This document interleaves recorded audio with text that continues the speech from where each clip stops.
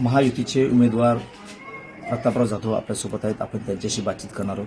भाऊ, काय सांगाल, मतदारांचा कसा प्रतिसाद मिळतोय? प्रचारामध्ये आघाडी घेतली, प्रचार शिगेला पोहोचलाय सध्या. आज या ठिकाणी सिंदखेड विधानसभा मतदारसंघातल्या अतिशय दुर्गम आणि मराठवाडा बॉर्डरला लागून असलेल्या या दूरवरच्या गावांमध्ये आमचा दौरा चालू आहे. आज या भागामध्ये टेम्परेचर हे 46 डिग्री आज त्या ठिकाणी होतं दुपार. आणि एवढ्या टेम्परेचरमध्ये सुद्धा प्रत्येक गावामध्ये नागरिक आमची वाट बघत होते आणि मोठ्या प्रमाणामध्ये त्या गावातली लोक आमच्या येण्याला आणि आमच्या ऐकण्याला प्रतिसाद देत होते. त्यामुळे या भागामध्ये सुद्धा चांगल्या प्रकारचा प्रतिसाद महायुतीला या ठिकाणी मिळत आहे. कुठले मुद्दे घेऊन तुम्ही मतदारासमोर जातात आणि तुम्हाला मतदारांनी का निवडून द्यावं? हे बघा, गेली 15 वर्ष या मतदारसंघाचं प्रतिनिधित्व करत असताना या मतदारसंघाचे काही 100 वर्ष जुने असलेले, काही 25 वर्ष जुने असणारे अनेक मुद्दे आम्ही या 10 वर्षामध्ये आदरणीय नरेंद्र मोदीजीच्या या कुशल नेतृत्वाखाली आम्ही त्या ठिकाणी केंद्र सरकारकडे पाठपुरावा करून ते पूर्ण केलेत. त्यामध्ये बुलढाणा जिल्ह्यामध्ये 15 नॅशनल हायवे मंजूर करून त्याची कामं पूर्ण झालेली आहेत. समृद्धी महामार्ग 54,000 कोटीचा हा पूर्ण झालेला आहे. 100 वर्षाचा जुना मागणी असणारा खामगाव जालना रेल्वे मार्गाला सुद्धा केंद्र आणि राज्यानं दोन्ही मान्यता देऊन त्याला राज्यानं त्यांचा 50%चा वाटासुद्धा केंद्राला कॅबिनेटची मंजुरात घेऊन दिलेला आहे. त्यानंतर नदीजोड प्रकल्प जो आहे, वैनगंगा नदीचं पाणी या बुलढाणा जिल्ह्याच्या शेतकऱ्याच्या शेतीला मिळावं म्हणून वैनगंगा, नळगंगा, पैनगंगा आणि खडकपूर्णा अशा या प्रकल्पाचा आम्ही पाठपुरावा 10 वर्षापासून करत होतो. तो सुद्धा केंद्र आणि राज्यानं मान्यता दिलेली आहे आणि त्याला पुढे काम सुरू करण्यासाठी या वर्षीच्या अर्थसंकल्पामध्ये 2,000 कोटी रुपयाची तरतूदसुद्धा केलेली आहे. या ठिकाणी नवीन 198 मोबाईल टॉवर जिल्ह्यामध्ये उभे राहत आहेत.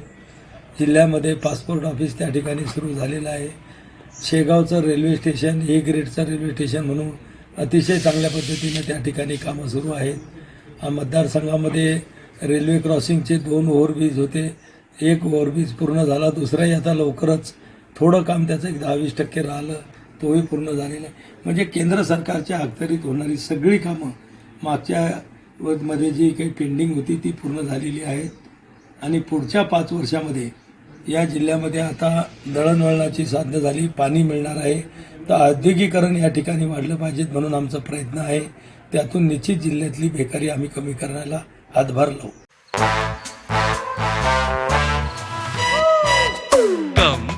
Come, my love, please don't say no, baby. Come, my love.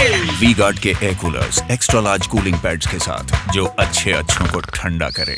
V-Guard air coolers, long lasting cooling. पण विरोधक म्हणतात की विद्यमान खासदार हे मतदारसंघात फिरले नाही, प्रचंड नाराजी असं म्हणतात, कामं केलीच नाही म्हणतात. त्यांना म्हणा 4 जूनला समजेल की मी मतदारसंघामध्ये किती फिरलो आणि लोकांचा मला किती प्रतिसाद आहे. मी माझा संपर्क मतदारसंघामध्ये सातत्यानं मी ठेवतो. पण खासदार म्हटलं की त्याला लोकसभेची 4 अधिवेशनं असतात, स्टँडिंग कमिटीच्या दुसऱ्या राज्यांमध्ये बैठका असतात आणि मतदारसंघाचा भौगोलिक एरिया मोठा असतो.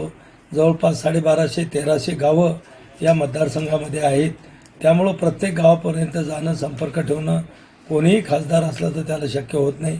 पण जास्तीत जास्त संपर्क ठेवण्याचा माझा प्रयत्न असतो. अनेक ठिकाणी मी सुखद दुःखाच्या कार्यक्रमामध्ये लोकांच्या सहभागी होतो. त्यामुळं लोकांमध्ये असा माझ्या कानावर तर अशी काही फारशी तक्रार आलेली नाही. मागच्या 3 टर्म तुम्ही चढत्या मताधिक्यानं निवडून आलात. आता यावेळेला साधारण कितीचा टप्पा पार करू शकता तुम्ही? कारण मागच्या निवडणुकीसुद्धा 1.5 लाखाच्या वरती तुम्हाला मतदान जास्त मिळालं होतं. आता चौथ्यांदा तुम्ही चौकार मारणार. हे बघा, मागच्या निवडणुकीमध्ये सुद्धा मीडियावाले असतील किंवा लोकांचा आवाज की या ठिकाणी शिवसेना भाजप युतीची सीट पडणार, म्हणजे मी निवडून येणार नाही अशी चर्चा होती. पण प्रत्यक्षात ज्यावेळेस निकाल लागला त्यावेळेस मी 1,33,000च्या फरकानं विजयी झालो. आणि या निवडणुकीमध्ये मी 2.5 लाखापेक्षा जास्त मताधिक्य घेऊन नक्की त्या ठिकाणी विजयी होईल असा मला ठाम विश्वास आहे. आतापर्यंत 3 वेळा उद्धव ठाकरेंनी खामगावच्या मैदानावर सभा घेतल्या तुमच्यासाठी, म्हणजे तुमच्या विजयासाठी. मात्र आता पहिल्यांदाच तुमच्या विरोधात तुम्हाला हरवण्यासाठी सभा घेणार आहेत. बघा, उद्धव ठाकरेंनी सभा घेतल्यापेक्षा त्या सभा अरेंज करणारे आम्ही होतो, लोकांना जमा करणारे आम्ही होतो, भाषण ठोकणारे ते होते. आता आमची ही 23 तारखेला महायुतीची जंगी सभा आहे, ज्यामध्ये मुख्यमंत्री एकनाथराव शिंदेसाहेब, उपमुख्यमंत्री देवेंद्रजी फडणवीस आणि अजितदादा हे महायुतीचे नेते त्या ठिकाणी उपस्थित राहणार आहेत आणि ती उद्धव ठाकरेंची जशी सभा होत होती त्यापेक्षाही जंगी सभा खामगावला 23 तारखेला सायंकाळी 6 वाजता होणार आहे.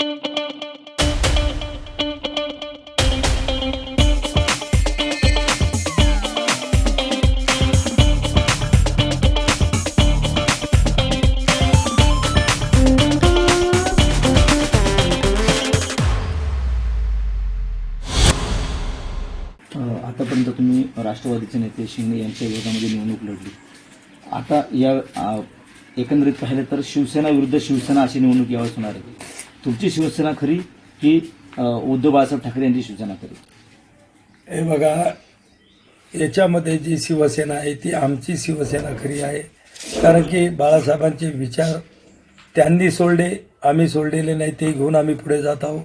बाळासाहेबांनी 1990ला घेतलेली धनुष्यबाण निशाणी आज ती निवडणूक आयोगानं, सुप्रीम कोर्ट आणि विधानसभेच्या अध्यक्षानं निकालात ती आमच्या बाजूला दिलेली आहे. म्हणजे ओरिजिनल शिवसेना ही आमची आहे, पुढची शिवसेना नाही, तो उभाटा गट आहे. आणि म्हणून या सेनेला लोक पसंत करतात. तुम्ही जसं म्हटलं शिवसेना विरुद्ध शिवसेना आहे, तरीही पण या निवडणुकीमध्ये अल्पसंख्याक मुस्लिम असतील, आमचे दलित बांधव असतील, हे मोठ्या प्रमाणामध्ये धनुष्यबाणावर यावेळेस मतदान करतील. एकंदरीत पाहिलं तर जे शेतकरी नेते ते सुद्धा या निवडणुकीमध्ये उभे आहेत. प्राध्यापक नरेंद्र खेडेकर उभे आहेत या निवडणुकीमध्ये. या दोघांचा विचार केला तर आव्हान असणारे यांच्यापैकी कोणाचं आपण? आव्हान वगैरे कोणाचंही आम्हाला नाही. आमचंच आव्हान आम्ही त्या ठिकाणी घेतलेलं आहे की मागच्या वेळेसपेक्षा दुप्पट मताधिक्य आपल्याला मतदारसंघामध्ये मिळवायचं आहे आणि ते आव्हान डोळ्यासमोर ठेवून आमचे सगळे कार्यकर्ते पदाधिकारी कामाला लागलेले आहे. थोडंफार 2 नंबरची लढत जर म्हणत असाल तर ती मात्र या ठिकाणी नरेंद्र खेडेकर सोबतच 2 नंबरची आमची लढाई असेल. शेतकरी नेते रविकांत तुपकर तुमच्यावर सातत्यानं आरोप करतात, कसं पाहता तुम्ही याच्यात? खरं म्हणजे हे त्यांच्यावर झालेल्या ते संस्काराचा परिणाम असेल. आम्ही सुसंस्कृत घराण्यामध्ये जन्माला आलो, त्यामुळं तुम्ही माझे प्रत्येक भाषणामध्ये बघा, मी कधी कोणावर गलिच्छ आरोप त्या ठिकाणी करत नाही. मी माझी विकासाची कामं भाषणामधून लोकांना सांगत असतो आणि मी भविष्यामध्ये माझं काय विजन आहे जिल्ह्याच्या विकासासाठी ते मी लोकांना सांगत असतो. बाकी मी इतर उमेदवाराच्या बाबतीमध्ये मी नावही घेत नाही आणि मी फारसा त्यांचा विचारही करत नाही. ज्यावेळेला शिवसेनेतून तुम्ही बाहेर पडला, 2 गट झाले शिवसेनेचे, शिंदे साहेबांची शिवसेना एक आणि उद्धव बाळासाहेब ठाकरेंची शिवसेना. मात्र उभाठा गट तुम्हाला नेहमी गद्दार म्हणून हिणवतो, तुम्ही पक्ष चोरला, चिन्ह चोरलं, अशा पद्धतीने तुम्हाला हिणवतो. हे बघा, हा म्हणजे किती, म्हणजे त्याला कोणत्या शब्दामध्ये बोलावं मलाही कळत नाही. की निवडणूक आयोगाचा निकाल आपण मान्य करत नाही, सुप्रीम कोर्टाचे निर्देश तुम्ही मान्य करत नाही, विधानसभेच्या अध्यक्षांना दिलेला निर्णय तुम्हाला मान्य नाही. म्हणजे या देश हे आपला जो देश आहे लोकशाही आहे आणि कायद्याचं राज्य आहे आणि म्हणून ज्या बाजूला न्याय जातो ती बाजू आपण मान्य करणं हे प्रत्येकाचं आद्य कर्तव्य आहे. न्यायालयाचा अपमान होता कामा नये. हा आम्हाला नियमानुसार आम्हाला धनुष्यबाण मिळाला. नियमानुसार शिवसेना हे 4 अक्षरं बाळासाहेबांनी स्थापन केलेली आमच्यासोबत आहेत आणि बाळासाहेबांचे विचार आम्ही त्या ठिकाणी हिंदुत्ववादी पुढे घेऊन जात आहोत. राहिला गद्दारीचा विषय, तर गद्दारी आम्ही नाही केली. 2019च्या विधानसभेच्या निवडणुकीमध्ये शिवसेना भाजप युतीमध्ये आम्ही सगळ्या निवडणुका लढल्या आणि त्या जिंकल्या. स्पष्ट बहुमत आमच्या युतीला त्या ठिकाणी मिळालं. पण मुख्यमंत्रीपदाच्या लालसेनं त्या ठिकाणी त्यांनी गद्दारी केली. ते हिंदुत्ववादी विचार, बाळासाहेबांचे विचार सोडून काँग्रेससारख्या पक्षासोबत ते गेले. सेक्युलर त्या ठिकाणी ते झाले आणि म्हणून गद्दारी आम्ही नाही केली, तर या शिवसैनिकाची प्रतारणा त्यांनी केलेली आहे. म्हणून जिल्हाभरातले सगळे शिवसैनिक आज आमच्यासोबत आहेत. नक्कीच. तर हे होते विद्यमान खासदार आणि महायुतीचे उमेदवार प्रतापराव जाधव.